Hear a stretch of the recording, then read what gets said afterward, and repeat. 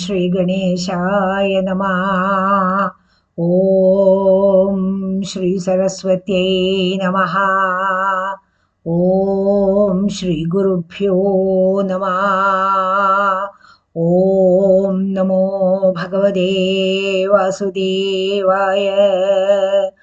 ഓം ശ്രീ ശരവണഭവായ നമഃ. വേലും മയിലും സേവലും തുണൈ. ഞാൻ ആനന്ദവല്ലി. എല്ലാവർക്കും ഒരു വിനീതമായ നമസ്കാരം. എല്ലാവർക്കും ഭഗവാന്റെ അനുഗ്രഹത്തോടു കൂടി ആനന്ദാമൃതം കഥകളിലേക്ക് സുസ്വാഗതം. ഭഗവാൻ ശ്രീ മുരുകന്റെ ശക്തിയേറിയ കന്തഷഷ്ടി കവചമാണ് നാം നോക്കുന്നത്. 6 ഭാഗങ്ങൾ നോക്കിക്കഴിഞ്ഞു. ഇന്ന് 7ാമത്തെ ഭാഗം നോക്കാം. 33ാമത്തെ വരി മുതൽ 46ാമത്തെ വരി വരെ പാരായണം ചെയ്ത് അർത്ഥം പറയാം. സ്കിപ്പ് ചെയ്യാതെ മുഴുവനായും കാണാൻ ഞാൻ നിങ്ങളോട് വീണ്ടും അഭ്യർത്ഥിക്കുകയാണ്. സബ്സ്ക്രൈബ് ചെയ്യാത്തവർ സബ്സ്ക്രൈബ് ചെയ്യാനും മറ്റു ഗ്രൂപ്പുകളിലേക്ക് ഷെയർ ചെയ്ത് കൊടുക്കാനും ലൈക്ക് ചെയ്യാനും അഭിപ്രായങ്ങൾ രേഖപ്പെടുത്താനും ഒന്നും മറക്കരുത്. വലിയ പ്രോത്സാഹനമാണിതൊക്കെ. വരൂ, നമുക്ക് തുടങ്ങാം. 6 മുഖമും അണിമുടി 6ഉം നേരിട് നെற்றிയും നീണ്ട പുരുവമും പന്നിരു കണ്ണും പവഴ സെവ്വായും നന്നരി നെற்றிയിൽ നവമണി ചുട്ടിയും ഈരാറ് ചെവിയിൽ ഇളകു കുണ്ടലമും ആറിരുതിൻപുയത്ത് അഴകിയ മാർബിൽ പൽഭൂഷണമും പതക്കമും ധരിത്ത് നന്മണി പൂണ്ട നവരത്ന മാലയും മുപ്പുരി നൂലും മുത്തണി മാർബും സെപ്പഴകുടയ തിരുവയിരുന്തിയും തുവണ്ടമറുങ്കിൽ ചുടരൊളിപ്പട്ടും നവരത്നം പതിത്ത നർച്ചീരാവും ഇരുതൊടയഴകും ഇണൈമുഴന്താലും തിരുവടി അതനിൽ സിലമ്പൊലി മുഴങ്ക. ഈ വരികളില് ബാലദേവരായ സ്വാമികള് ശ്രീ മുരുകനെ ആപാദ ചൂടം വർണ്ണിക്കുകയാണ്. ഭഗവാന്റെ ഭംഗി, മുരുകൻ എന്ന് പറഞ്ഞാൽ തന്നെ ഭംഗി എന്നാണ് അർത്ഥം. തമിഴില് അഴക് എന്ന് പറയും. ഭട്ടതിരിപ്പാട് നാരായണീയത്തിലെ 100ാമത്തെ ശ്ലോകത്തിൽ ഭഗവാന്റെ മുരളീധര രൂപം, അതായത് ശ്രീകൃഷ്ണന്റെ മുരളീധര രൂപം വർണ്ണിക്കുന്നുണ്ടല്ലോ, ആപാദ ചൂടം. അതുപോലെ ഇവിടെ ബാലൻ ദേവരായ സ്വാമികള് ശ്രീ മുരുകനെ വർണ്ണിക്കുകയാണ്. ആദ്യം തന്നെ ഭഗവാന്റെ ശ്രീ മുരുകന്റെ ശിരസ്സെന്നാണ് വർണ്ണന തുടങ്ങുന്നത്. 6 മുഖമും അടിമുടി 6ഉം. 6 മുഖം എന്ന് പറഞ്ഞ ഭഗവാന് 6 മുഖങ്ങളുണ്ടല്ലോ. ആ 6 മുഖങ്ങളിലും അണിമുടി എന്ന് പറഞ്ഞാല് മണിമുടി എന്നൊരർത്ഥമുണ്ട്. അതായത് രാജാക്കന്മാര് ധരിക്കുന്ന കിരീടത്തിനാണ് മണിമുടി എന്ന് പറയുന്നത്. അപ്പോ മുരുകൻ 6 ശിരസിലും 6 രാജകീയമായിട്ടുള്ള കിരീടം ധരിച്ചിട്ടുണ്ട്. നീരിടും നെற்றிയും നീണ്ട പുരുവമും. നെറ്റി എന്ന് പറഞ്ഞാല് നെറ്റി തന്നെ. ആ നെറ്റിയില് നീര് എന്ന് പറഞ്ഞാൽ ഇവിടെ അർത്ഥം ഭസ്മം, അതിപാവനമായ ഭസ്മം തിരുനെറ്റിയില് ധരിച്ചിട്ടുണ്ട്. അങ്ങനെയുള്ള നെറ്റിയില് നീളമുള്ള പുരികക്കൊടികള്. പുരുവം എന്ന് പറഞ്ഞാല് പുരികം എന്നർത്ഥം. നീളം കൂടിയ പുരികം ഭംഗിയുടെ ഒരു ലക്ഷണമായിട്ടാണ് കണക്കാക്കിയിരിക്കുന്നത്. 6 മുഖമുള്ളത് കൊണ്ട് 6 നെറ്റിയുണ്ട്. ആ നെറ്റികളിലൊക്കെ ഇതുമാതിരി ഭസ്മം ധരിച്ചിട്ടുണ്ട്. ആ നെറ്റികളിലൊക്കെ ഇതുപോലെ നീളമുള്ള പുരികക്കൊടികളും ഉണ്ട്. പന്നിരു കണ്ണും പവഴ സെവ്വായും. ഒരു മുഖത്തില് 2 കണ്ണുകൾ ഉണ്ടല്ലോ. അപ്പൊ ഇവിടെ 6 മുഖത്തില് പന്നിരു കണ്ണ് എന്ന് പറഞ്ഞാല് 12 കണ്ണുകള്. 6 മുഖത്തിലും കൂടി 12 കണ്ണുകളും ഓരോ മുഖത്തിലും പവിഴം പോലെ ചുമന്ന ഭംഗിയുള്ള പവിഴ ചെവ്വായ്.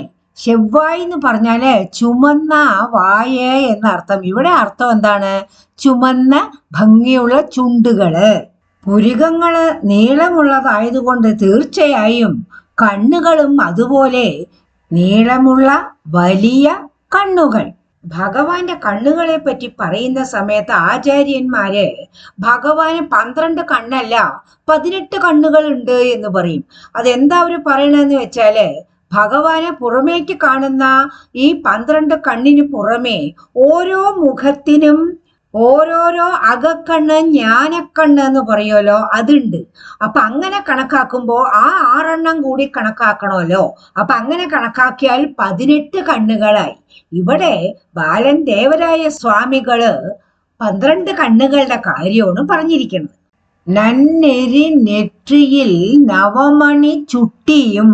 നന്നെരി എന്ന് പറഞ്ഞാല് നല്ല നെരി. നെരി എന്ന് പറഞ്ഞാല് ഒരു വ്യക്തി ജീവിതത്തില് പാലിക്കേണ്ട ചില നീതികളും ധർമ്മങ്ങളും ശാസ്ത്രം അനുശാസിക്കുന്നത് പോലെയുള്ള നല്ല വഴിയിൽ നീതിയും ധർമ്മവും തെറ്റാതെ ജീവിക്കുക, അതായത് ഉത്തമനായി ജീവിക്കുക.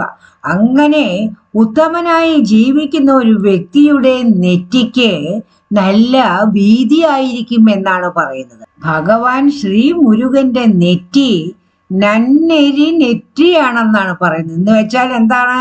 ഉത്തമനാണെന്ന് വിളിച്ചു ഓതുന്നത് പോലെയുള്ള അകലമായ നെറ്റിയാണ് ഭഗവാന്.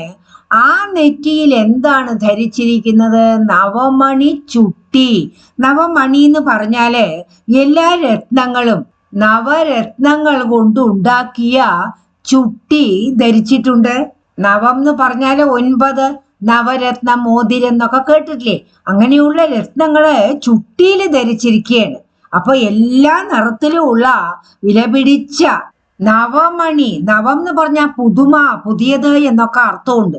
അപ്പൊ ഒട്ടും പുതുമ നശിക്കാത്ത വെട്ടിത്തിളങ്ങുന്ന രത്നക്കല്ലുകളാണ് ആ ചുട്ടിയിൽ ധരിച്ചിരിക്കുന്നത്. ഭഗവാന്റെ തിരുമുഖത്തേക്ക് അങ്ങനെ നോക്കുമ്പോ ഈ ചുട്ടിയിലത്തെ കല്ലുകൾ ഇങ്ങനെ മിന്നുന്നത് നമ്മുടെ കണ്ണ് അഞ്ചിപ്പോകുന്നത് പോലെയാണെന്ന് പറയാണ്. ഇനി കാതുകൾ നോക്കുമ്പോഴോ, ഈരാറ് ചെവിയിൽ ഇളക് കുണ്ടലമും. ഈരാറ് ചെവി. ഈരാറ് എന്ന് പറഞ്ഞാൽ 12. 6 മുഖം എന്ന് പറയുമ്പോ 12 ചെവികൾ ഉണ്ടല്ലോ. അതില് കുണ്ടലങ്ങൾ ഇങ്ങനെ ഇളകിക്കളിക്കുകയാണ്. 6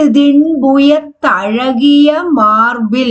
മാർബ എന്ന് പറഞ്ഞാല് മാറ്, വിരിഞ്ഞ മാറാണ് ഭഗവാന്. ആ മാറ് എന്തിനെ താങ്ങി നിർത്തുന്നു? 6 പുയം. പുയം എന്ന് പറഞ്ഞാല് തോള്. പുയം എന്ന് പറഞ്ഞാല് നല്ല ബലിഷ്ഠമായ തോളുകള്. പുരുഷന്മാരെ സംബന്ധിച്ച് ഭംഗിയുടെ ഒരു കാര്യമാണ് ഈ വിരിഞ്ഞ മാറും നല്ല ശക്തിയുള്ള തോളുകളും. ഭഗവാന്റെ കാര്യത്തില് ഈ തോളിങ്ങനെ ശക്തി എന്ന് പറയുമ്പോ ഈ ഭുവനത്തിലുള്ള എല്ലാ ഭക്തരുടെയും എല്ലാ കാര്യങ്ങളും ആ തോളുകളിൽ വേണം താങ്ങി നിർത്താൻ. അങ്ങനെ ബലിഷ്ഠമായ എത്ര തോളുകളുണ്ട്? ഒരു മുഖത്തിന് 2 തോളുകളുണ്ടല്ലോ. അപ്പൊ അങ്ങനെ 6 എന്ന് പറഞ്ഞു. അപ്പൊ 12 തോളുകളുണ്ട് അതുപോലെ. അപ്പൊ ബലിഷ്ഠങ്ങളായ ഈ തോളുകളെ ധരിച്ചിരിക്കുന്ന ഈ മാർബിൽ, അതായത് ഈ വിരിഞ്ഞ മാറിൽ ഭഗവാൻ എന്തൊക്കെയാണ് ധരിച്ചിരിക്കുന്നത്? പൽഭൂഷണമും പതക്കമും തരിത്ത്. തരിത്ത് എന്ന് പറഞ്ഞാൽ ധരിച്ച് എന്നർത്ഥം. പൽഭൂഷണമും എന്ന് പറഞ്ഞാൽ പലതരത്തിലുള്ള ആഭരണങ്ങളും. പതക്കം, മാലകളിലൊക്കെ പതക്കം ഉണ്ടാവില്ലേ? അതൊക്കെ നമുക്ക് അറിയണ വാക്കുകളാണ്. അപ്പൊ പലതരത്തിലുള്ള ആഭരണങ്ങളും പലതരത്തിലുള്ള പതക്കങ്ങളും ധരിച്ചിട്ടുണ്ട്.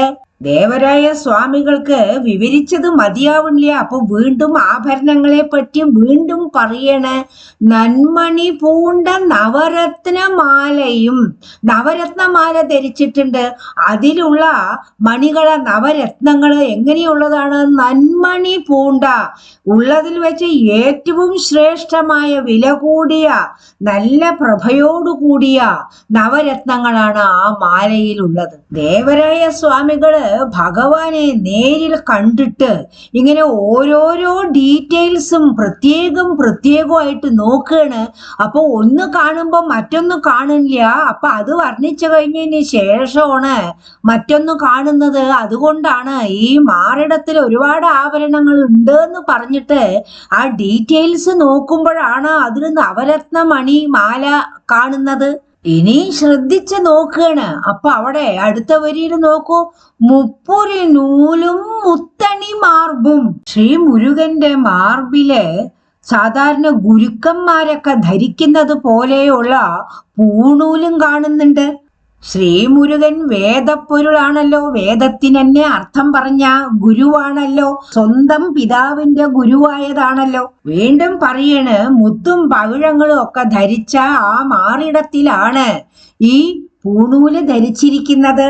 മാറിടം വിവരിച്ചതിന് ശേഷം വീണ്ടും വയറിന്റെ ഭാഗത്തേക്ക് പോയിട്ട് അവിടുത്തെ ഭംഗിയെപ്പറ്റി പറയണ്. ചെപ്പഴകുടയ തിരുവയിരുന്തിയും അഴകുടയ തിരുവയിരുന്തിയും. അഴകോട് കൂടിയ തിരുവയറ് തിരി ഉന്തി നിൽക്കണ്. പക്ഷേ ഒരുപാട് വലിയ വയറല്ല. ചെപ്പഴകുടയ എന്നാണ് പറഞ്ഞത്. ചെപ്പ് എന്ന് പറഞ്ഞാല് ചെറുത് എന്നർത്ഥം. അതായത് ഭഗവാന്റെ വയറ് കൊടവയറൊന്നും അല്ല, ചെറിയ വയറാണ്. ഭംഗിയായിട്ട് ചെറുതായിട്ട് ഒന്ന് ഉന്തി നിൽക്കുന്നുണ്ട് എന്ന് മാത്രം. തുവണ്ട മറുങ്കിൽ ചുടരൊളി പട്ടും. തുവണ്ട മറുങ്ക് എന്ന് പറയുമ്പോ ചെറുതായിട്ടുള്ള ഇടുങ്ങിയ എന്നർത്ഥം.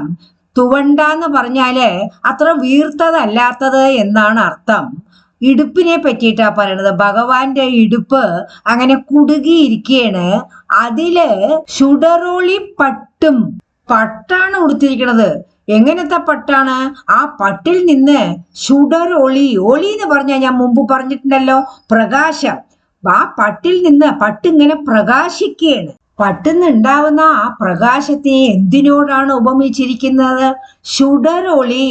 ചുടർന്ന് പറഞ്ഞാല് ദീപനാളം. ഒരു സ്വർണ്ണ നിറോ മഞ്ഞ നിറോ ഒരു ഇളം ഓറഞ്ച് നിറോ ഒക്കെ വരുമല്ലോ, അതുപോലെയുള്ള നിറമാണ് ഭഗവാന് ഉടുത്തിരിക്കണ പട്ടുന്ന് ഇങ്ങനെ മിന്നിക്കൊണ്ടിരിക്കുന്നത് എന്ന് പറയണ്. വീണ്ടും ഭഗവാനെ നോക്കുമ്പോ കാണുകയാണ് നവരത്നം പതിത്തൻ അർച്ചീരാവും.